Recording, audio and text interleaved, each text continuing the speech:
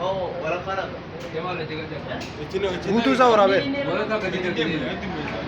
Kalas. Walaa guutuusaa waraabee.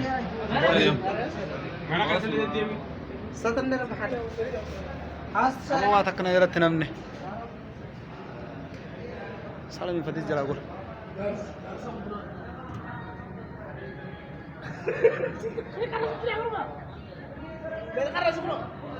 Masih apa sih?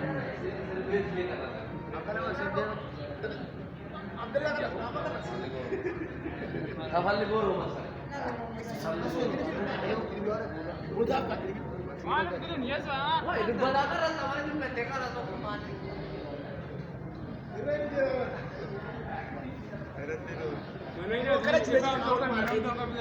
Akan masuk dulu sekian. Terus dek, solid aja. Solid. Kalah sena masih dah deh sena. Baka. Sena masih. Nafsi dah aku tuh mah. Udah kulah aja kayak itu.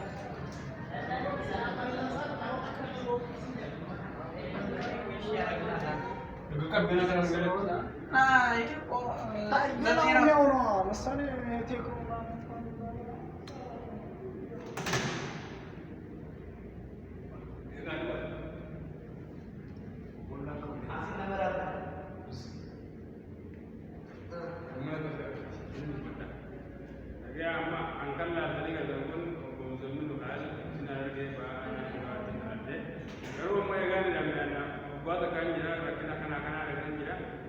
Ijoolleen Oromoo naannoo Itoophiyaa walumaa galatti rakkoo mana hidhaa Saudi Arabiyaa keessa jirtu murteessee nama meeqaa asitti lubbuun isaanii bahaa jira.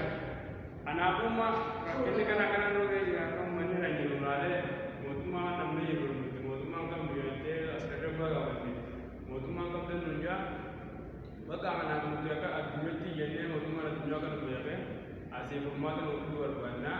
Kanaafuu ijoolleen teenya ijoolleen qeerroon Oromoo illee targeetti jirtu. Kanaaf Tigireen waliin guutee miidhaa waan jirtuuf Tigiree sababa afurii waliin nu gootanii kunoo mucaa nama laattanii gatan kunillee Oromoodha akkana fayyaa dhabee akka jedhee miidhamee akka inni turraa miidhamee jira mucaa kanallee nama meeqa nama toora nama kumaa akka nama jira bakka mucaa nama miidhamee jira mucaa akka nama uummata miidhaa barbaada.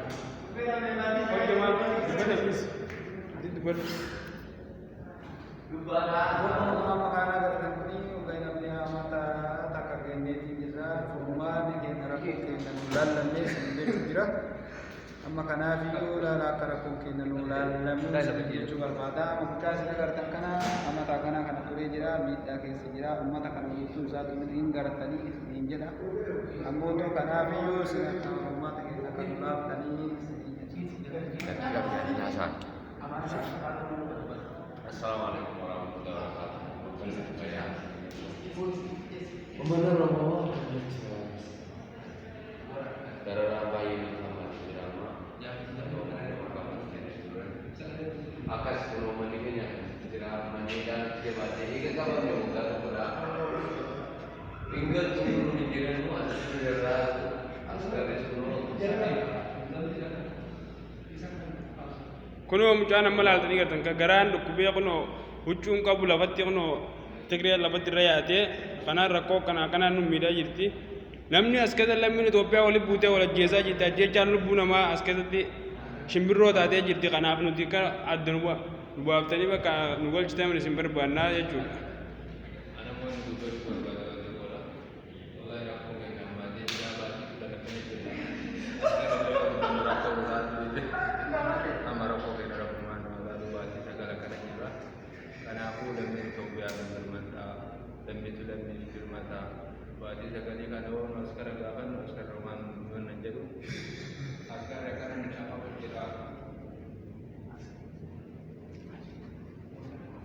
Askari kenapa kena menjaga bendera uang kena raja pada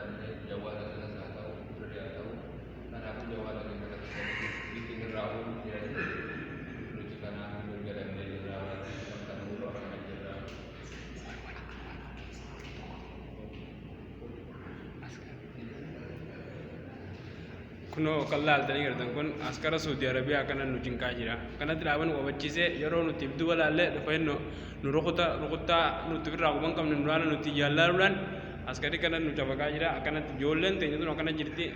Kanneen keessaa hoo kanneen akka kanyaan miidhamee jiru. Kanaafuu lammii tu lammiif dirmataa lammii Itoophiyaa Tigireen jenne Amaaraan jenne Oromoon jenne akka nuuf mootummaa addunyaarra nu gabaabtan nuti mootummaa hin qabnu.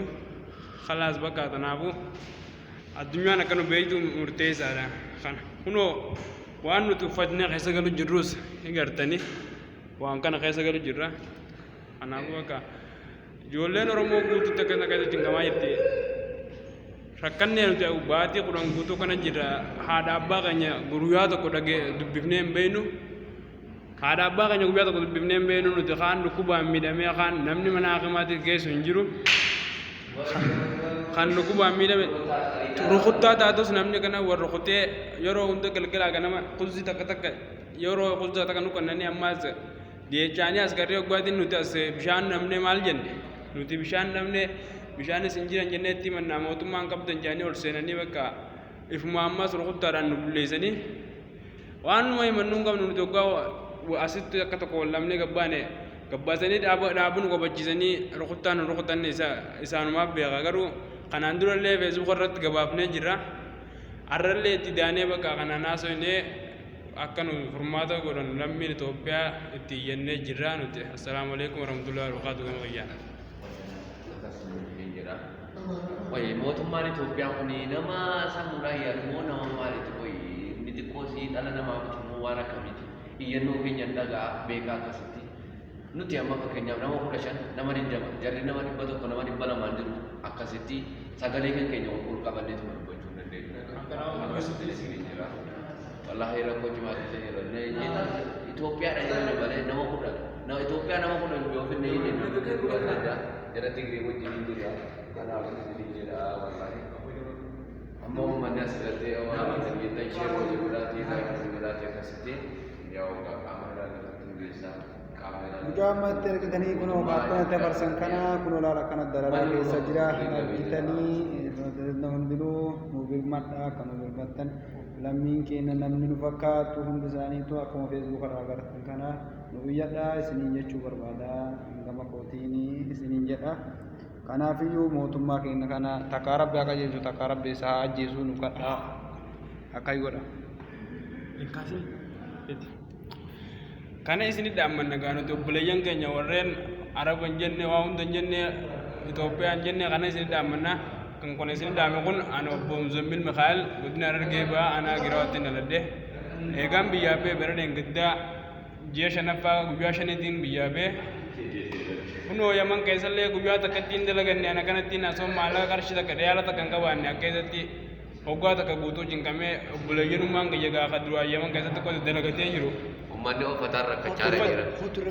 Uffataan saabunaan rakkannee saabunallee rakkannee kana jirra. Kun mucaa kan dubbisaa. Rabboon keenya guddaadha. Alhamdulillah rabbi nama jedhamu baatii sagalee kana akkana jirra. Kanaafuu rabboon keenya bootaan kan waan kan nu qabnu warri kanaa warri kana. Kanaafuu kunoo akka gartan kana. Kanaafuu rabbi rakkoo keenya haa dhufatu. Mootummaan qabdee jedhanii kanaafuu